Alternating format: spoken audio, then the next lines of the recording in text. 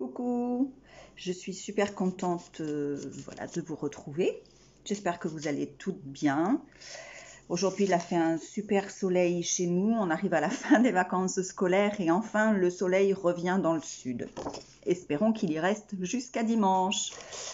Bon, allez, je vous montre ce que je vous avais dit. Donc, j'ai testé les brush pens. Enfin, j'ai voulu faire une comparaison avec les brush pens. Et, alors attendez, j'ai mis ça dans ma jolie trousse. Voilà. Avec les paint marqueurs, vous savez, vendus par 3, me semble-t-il. Oui, c'est ça. C'était comme ça. Alors, j'ai rencontré, si vous me voyez avec un vieux pull tout moche, c'est qu'en ce moment, j'essaye plein de techniques. Vous verrez, parce que je vais être super contente de vous le montrer en vidéo. Et alors déjà, notamment, je me suis laissée avoir avec celui-ci, que je vais vous raconter un petit peu plus tard. Et donc, j'essaye plein de techniques de patouille et tout ça pour le art journal, et pas que pour le art journal. Donc, vous verrez ça dans mes prochaines vidéos. Donc, je voulais essayer et je vous raconte ma petite histoire. Donc, surtout avec les paint marqueurs. Donc, le noir, le gris, le blanc, voilà, je me suis installée comme ça dans ma cuisine parce que ça marchait pas bien sur mon bureau. Alors, je l'ai fait sur du papier style canson, vous savez, de chez Action, parce que je n'ai plus le vrai canson. Alors, je trouve que ça accroche, c'est pas complètement net. Ça vient probablement donc de ce papier, mais pas que, je pense aussi. Je pense que les mines, mais bon, hein, pour 99 centimes, on peut pas non plus... ça permet d'avoir des couleurs qu'on n'a peut-être pas et de faire l'appoint avec des crayons d'autres qualités. On en a pour son argent, mais ça permet d'avoir un gros panel de couleurs. Donc celui-ci, je ne vais pas l'ouvrir devant vous parce qu'il me le fait à chaque fois. Je ne l'ai pas rencontré sur d'autres, donc c'est un défaut sur ce crayon. Mais il se visse. Donc, et ils ont tendance, parce que les bouchons tiennent super bien, je vais vous le montrer sur le bleu ciel. Je vous promets, vous voyez, je vous promets qu'il faut tirer fort, hein, et là, j'y arrive pas. Donc, bon, je vais pas passer ma vie à ça, mais le bouchon tient très fort. Donc, on peut, selon comment on tient son crayon, donc le dévisser et avoir de la peinture. En tout cas, celui-là, j'avais un haut rose, eh ben... Voilà, je l'ai mis à tremper, ça a l'air quand même de bien se passer. Je vous dirai si j'ai réussi à avoir les taches, mais j'en ai foutu partout. La preuve, c'est que j'étais en train de faire le nuancier, je ne me suis pas aperçue tout de suite.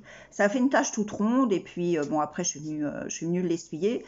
Ça m'en a mis d'abord partout avant que je me rende compte que j'en avais plein sur la manche, plein sur le côté. Enfin, c'était assez comique. Donc voilà, donc j'ai fait le nuancier pour tous les bleus. Donc les couleurs sont sympas, hein. Il y a pas à dire. Vous voyez les trois bleus là, c'est super.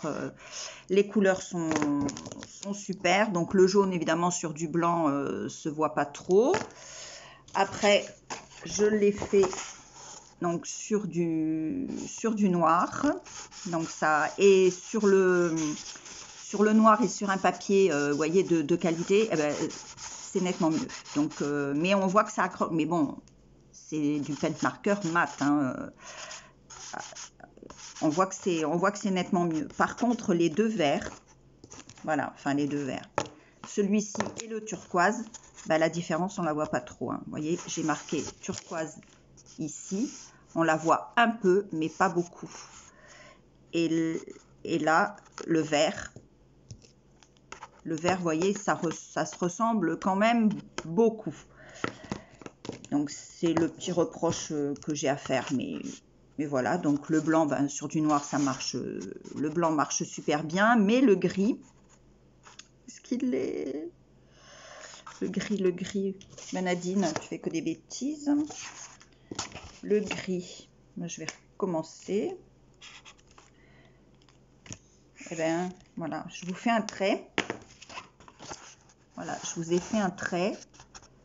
Le gris ressemble beaucoup, beaucoup au blanc. Voilà. Et les brunch pens, ben écoutez, ça marche plutôt bien. Par contre, on n'a pas les mêmes mines. Donc, on n'a pas les mêmes mines par rapport à ceux de l'année dernière. Donc, encore une fois, ça fait pas terrible sur ce papier-là, mais ça vient de mon papier. Mais l'écriture est superbe. Enfin, l'écriture, hein, j'ai fait des boucles, moi. Je vous ai pas fait un poème hein, non plus. Donc, ça marche plutôt bien. Et on n'a pas tout à fait les mêmes mines que l'année dernière.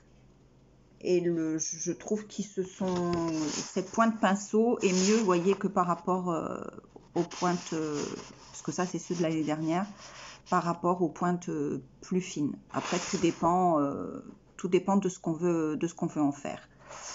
Et puis je voulais vous montrer, j'ai pris le pochoir que j'ai acheté dernièrement chez Nose pour vous montrer derrière.